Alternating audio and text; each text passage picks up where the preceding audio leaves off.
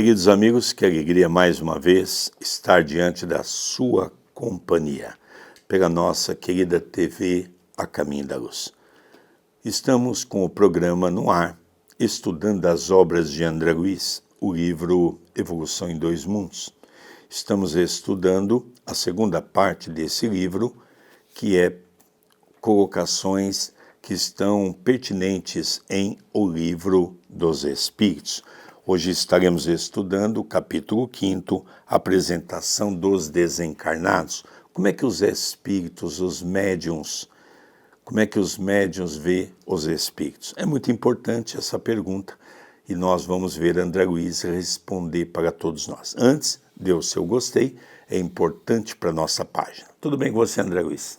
Tudo bem, querido Sérgio? Mais um dia juntos estudando o livro Evolução em Dois Mundos. Cumprimentamos carinhosamente o nosso telespectador, que semanalmente está aqui no canal, estudando, interagindo e, acima de tudo, enviando pensamentos positivos a mim e ao meu pai. Somos espíritos em evolução, estamos muito longe da perfeição, estamos muito longe de compreendermos tudo o que o Espiritismo nos apresenta. O Espiritismo é uma doutrina muito vasta, nós também somos ainda imperfeitos, mas aqui estamos, procurando dar o nosso melhor. E se na sua visão tiver alguma interpretação que eu ou ele esteja dando e que você não concorda, não há problema.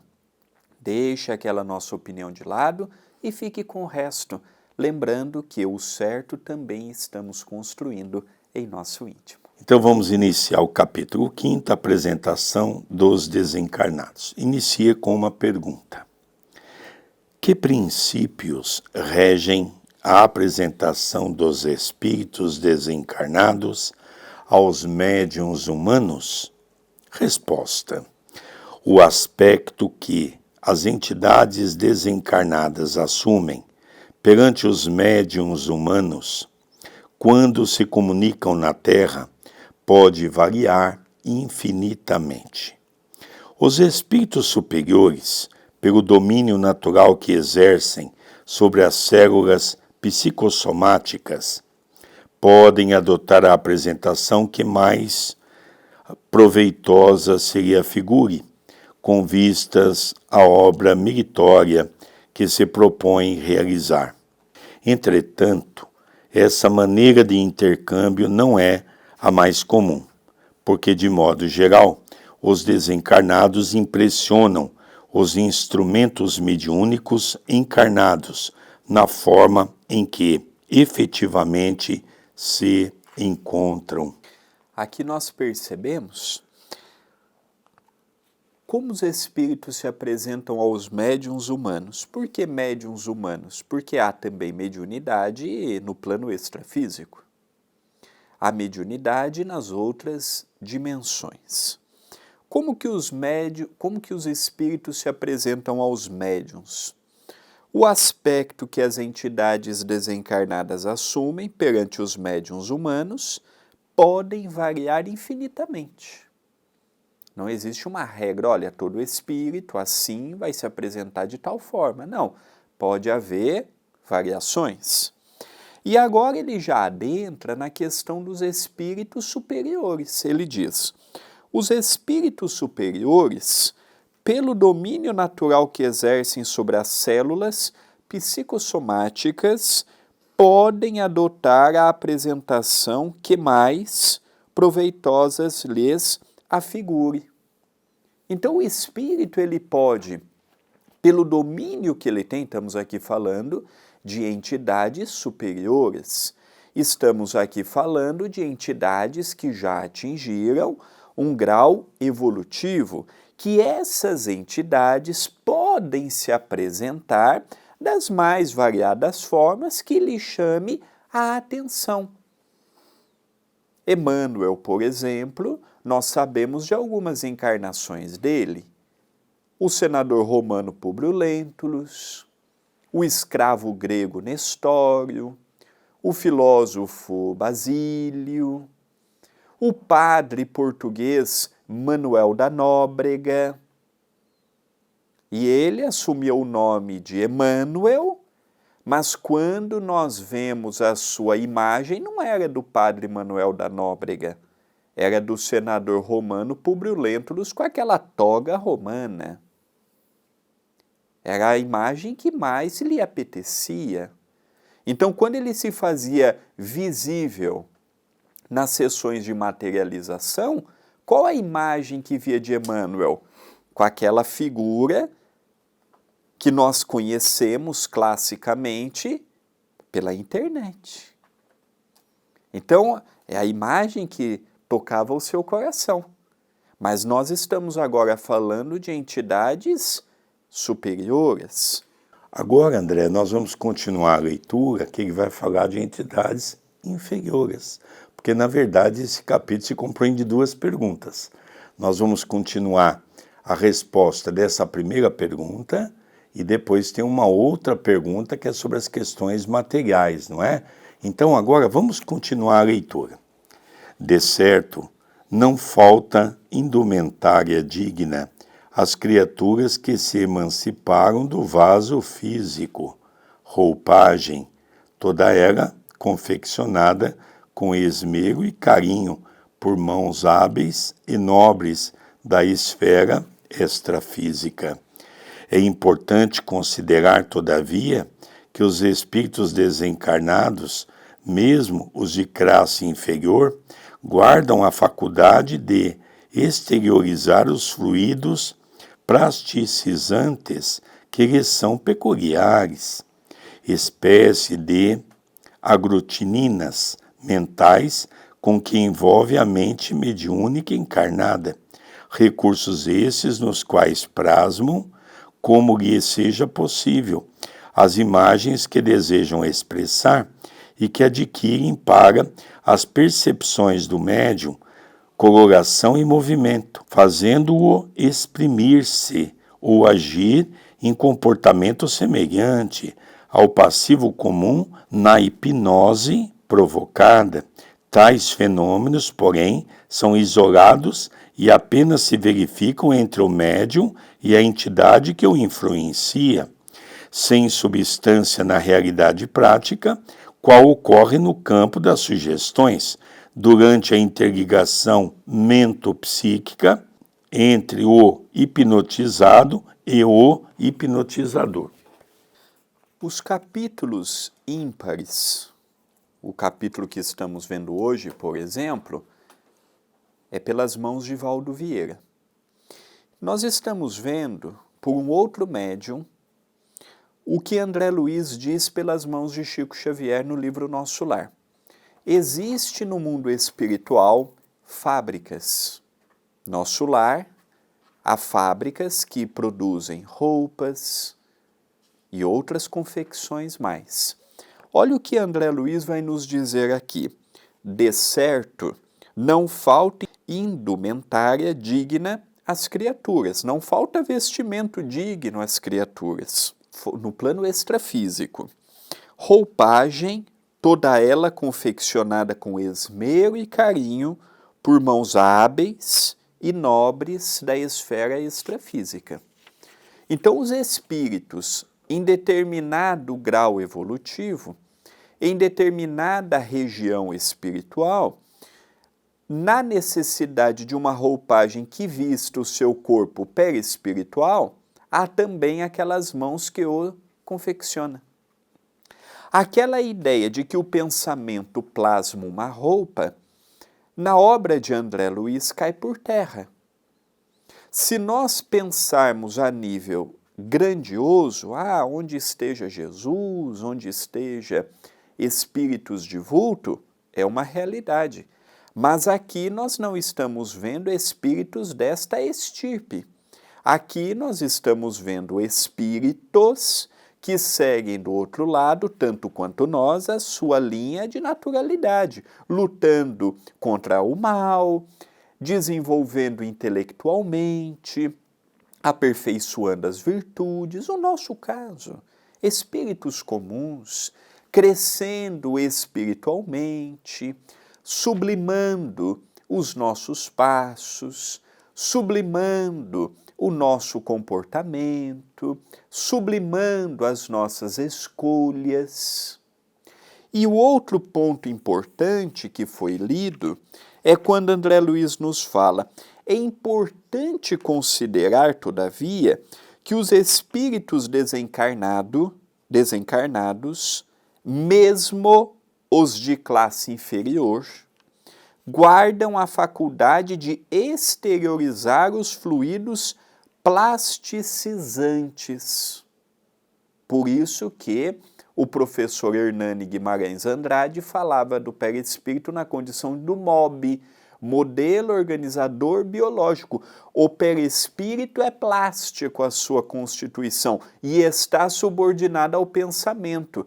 Logo, ele pode mudar a sua forma visível.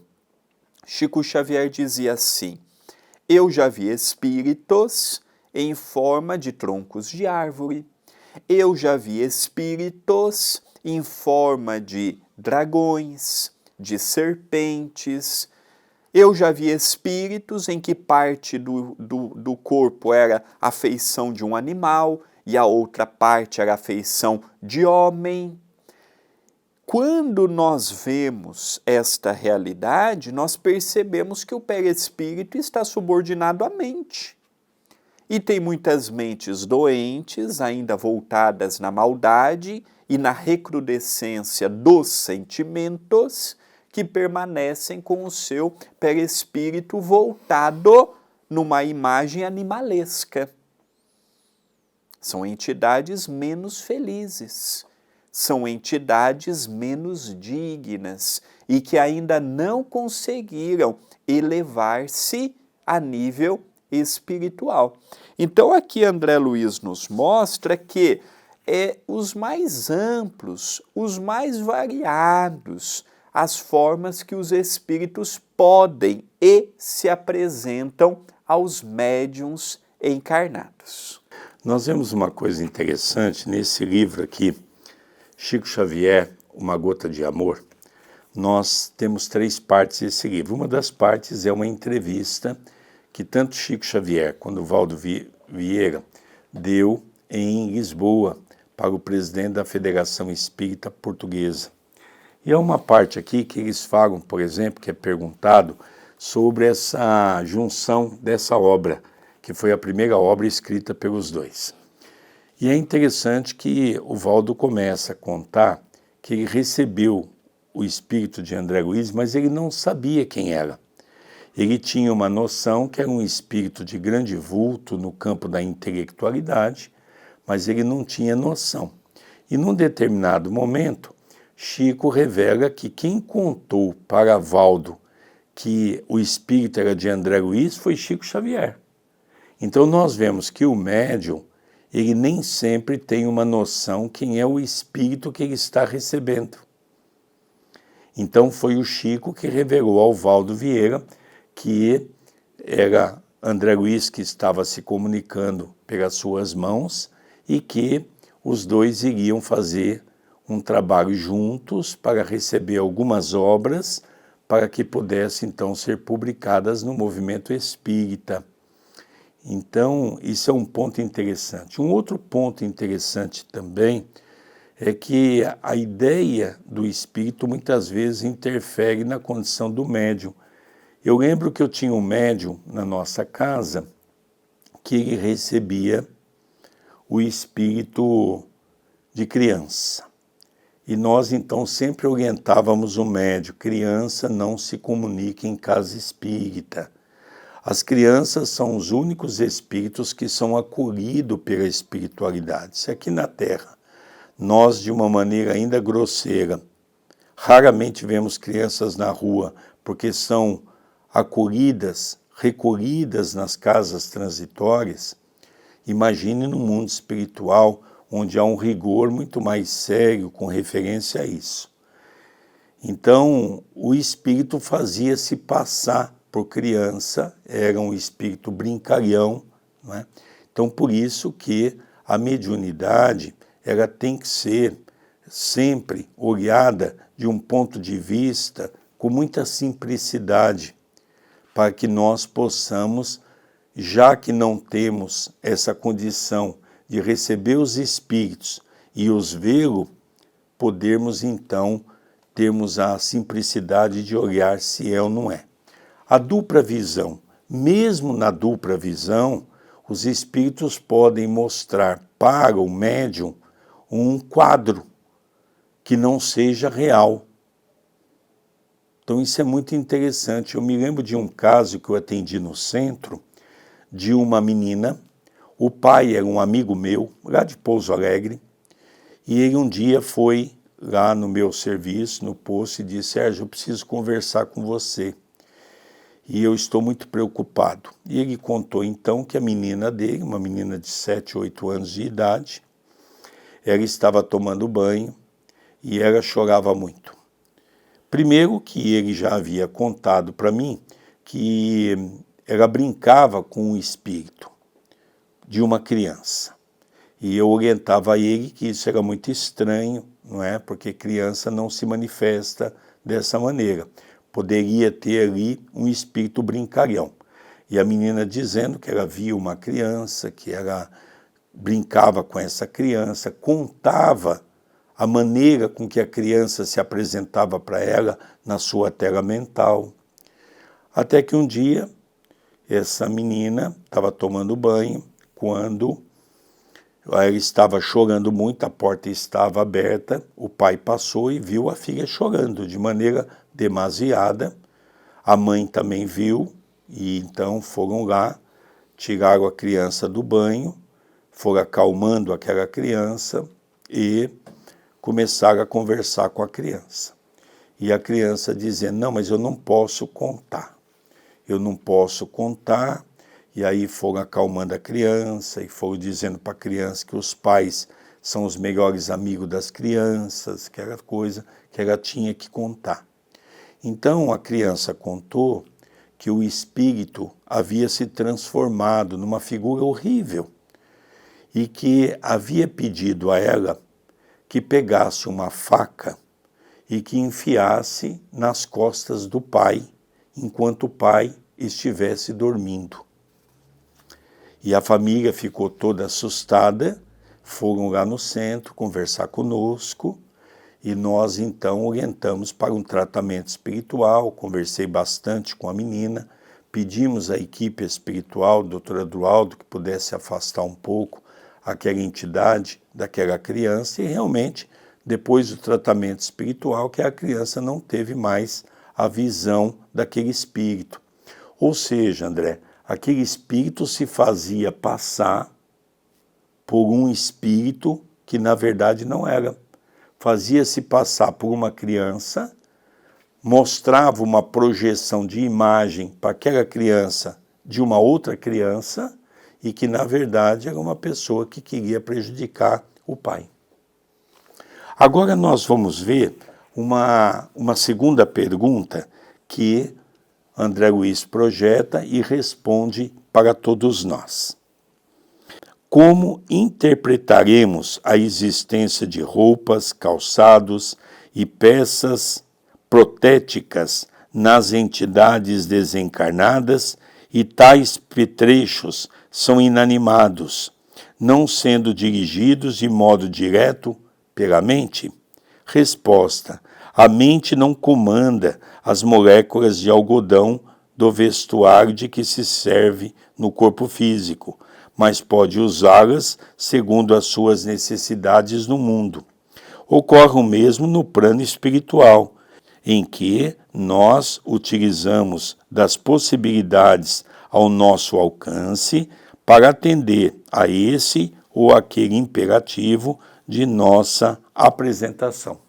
Essa mensagem foi trazida por André Luiz, pelo médium Valdo Vieira, em Uberaba, 30 de abril de 1958. É interessante, André, antes de você falar, nós vamos ver inúmeros casos, não é, citado pelo professor Allan Kardec nas revistas espíritas. O que nós podemos aqui compreender? Que o mundo espiritual segue a sua rotina natural. Tanto quanto aqui eu não plasmo o algodão fazendo a forma que eu queria de uma roupa, quando eu coabito eu vibro na mesma frequência daquele algodão, naturalmente que no mundo espiritual eu também não o moldo. O que André Luiz está aqui nos dizendo que no mundo espiritual existem fábricas, existe comércio, existe vestuário, existe uma vida social. Lembremos que a cópia é aqui. E o mundo espiritual segue a sua vida naturalmente. Aqui é uma cópia de lá. Lembremos que o espírito do outro lado também trabalha, estuda, também tem direito a um salário. Bônus horas é um salário. Só que eles em nosso lar já não têm mais aquele materialismo, aquela volúpia. Lá, por exemplo, em nosso lar, cada cidadão só pode ter uma casa. O salário que ele recebe na condição do bônus horas dá a ele a oportunidade de fazer viagens, dá a ele a oportunidade no campo da música, dá a ele a oportunidade de participar de um festival. Nós temos que ter a ideia de que o espírito tem uma vida social do outro lado. Ah, ele morreu, agora o que ele faz do outro lado? Nada. Ele vaga, ele fica perdido. Não, o espírito tem uma vida social, familiar, religiosa, profissional do outro lado. Quando ele se prepara para isso, né, André? É verdade. Porque o próprio André Luiz, em obras anteriores, mostra que quando ele chegava perto da crosta, ele ficava abismado de ver a quantidade enorme de espíritos transitando pelas ruas. Então, o que nós podemos entender disso que o André disse e dessa colocação que eu fiz? É como uma cidade, não é, que nós vivemos. Existem as pessoas que já são mais preparadas, que têm o seu trabalho, que têm a sua casa, que têm a sua condição, mas existe também milhares de moradores de rua que moram nas ruas, embaixo dos pontilhões, dorme embaixo das marquises, dorme nas praças públicas. Por quê?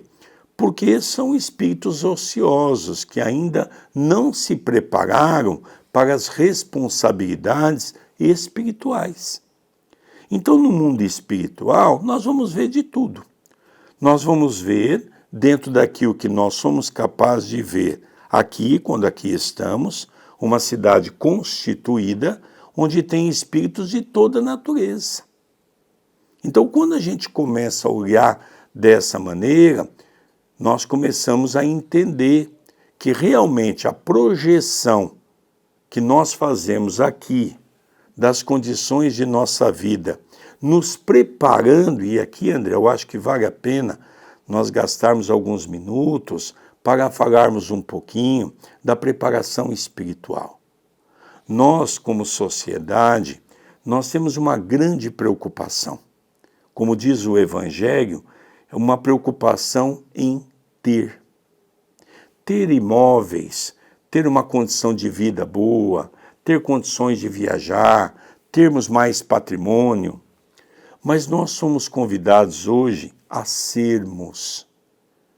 Em condições espirituais significa a sermos mais bondosos, a sermos criaturas melhores, a sermos menos apegados às coisas da matéria, a sermos mais fraternos para com o próximo. Por que isso é importante? É importante porque quando nós chegamos no mundo espiritual, é esse o caminho que nós vamos encontrar. Nós podemos chegar como mendigos no mundo espiritual, apesar de ter patrimônios aqui na Terra. Como nós podemos não ter patrimônio na Terra e chegarmos lá com grandes conquistas espirituais, tendo a oportunidade de irmos para lugares maravilhosos. Eu não sei se é possível o André contar essa história, não sei se dá tempo, a história que Jerônimo conta da rainha, que é uma história muito interessante que retrata um pouco a nossa história aqui na Terra. É possível contar, André? Era uma rainha que ele contava habitualmente nas suas palestras, e esta rainha num dia, dormindo, foi no mundo espiritual até um palácio mais bonito do que o dela. Ela imaginava que morava no palácio mais bonito. E ela, numa região espiritual, viu que havia um palácio mais bonito do que o dela. E ela indagou de quem era aquele palácio. E foi informada de que aquele palácio pertencia ao seu jardineiro. E ela pergunta, mas como que pode? Ele está ali para trabalhar para mim, ele está ali para seguir as minhas ordens e vive numa residência mais bonita do que a minha. E de um instante para o outro, eles foram para um casebre, muito feio, um ambiente hostil, um ambiente sem qualquer beleza, um cheiro horrível, um ambiente extremamente delicado até de se narrar. E ela pergunta ao amigo espiritual, quem seria o miserável que moraria naquela casa caindo aos pedaços? E o amigo espiritual, com bondade e ternura, disse, essa é a tua casa.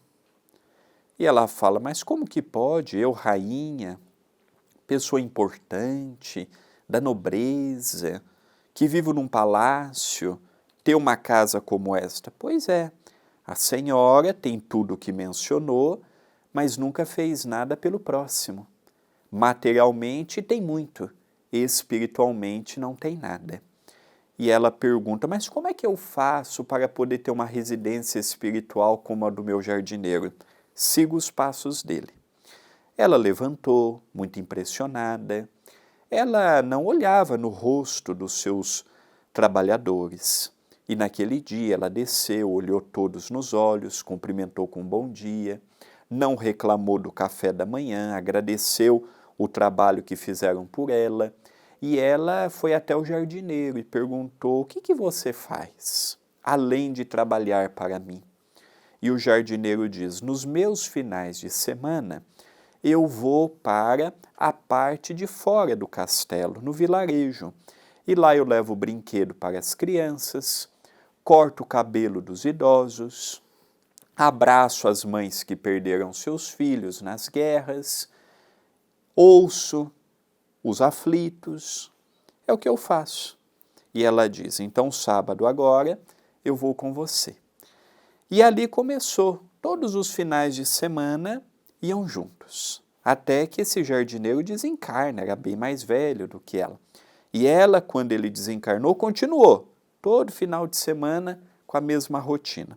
Quando esta rainha desencarna, ao chegar no mundo espiritual, ela vê um palácio, um castelo, tão bonito quanto o do jardineiro. E ela pergunta, nossa, que casa linda, olha que palácio lindo. E o amigo espiritual diz, esta casa lhe pertence, fruto do seu esforço, fruto da sua dedicação, você o construiu pelas boas ações. Então nós percebemos que essa história que Jerônimo Mendonça contava nas suas palestras é a nossa realidade. Para que nós possamos meditar um pouco o que nós estamos construindo aqui na Terra. Não significa que você não possa ter um carro melhor, uma casa melhor, não é nada disso. O que nós não podemos é continuar com essa mesquinharia de achar que nós e a nossa família são os únicos sobreviventes da Terra. Precisamos ser caridosos, ajudar o próximo. A rainha não deixou de ser rainha, não deixou de desfrutar aquilo que ela tinha oportunidade de ter à sua época, mas ela conseguiu associar as suas condições financeiras ajudando os mais necessitados, ajudando os mais pobres. Eu me lembro que nos trabalhos que eu faço atualmente, levando comida nas ruas, embaixo dos pontilhões, para aqueles que estão lá residindo, eu sempre ouço deles uma mensagem que é a seguinte, não esqueça de mim, faça uma prece por mim. Aqueles irmãos machucados, feridos, com os olhos tristes, com as roupas imundas, muitas vezes até cheirando mal, querem pegar na nossa mão e às vezes até nos dar um abraço. E quando nós os abraçamos, parece que um perfume se inunda no ambiente, permitindo que a espiritualidade maior nos auxilia a dar a eles um pouco de carinho e de amor. Essa é a mensagem que o nosso querido André Luiz traz para nós no dia de hoje, aonde podemos refletir um pouco sobre a vida. Queridos amigos, nós vamos encerrando mais um capítulo desse livro abençoado, que é Evolução em Dois Mundos, pelo nosso programa da TV A Caminho da Luz. O programa Estudando as Obras de André Luiz. Não esqueça de dar o seu gostei, não esqueça de comentar no vídeo e até o próximo programa. Até o próximo programa. Muita paz a todos.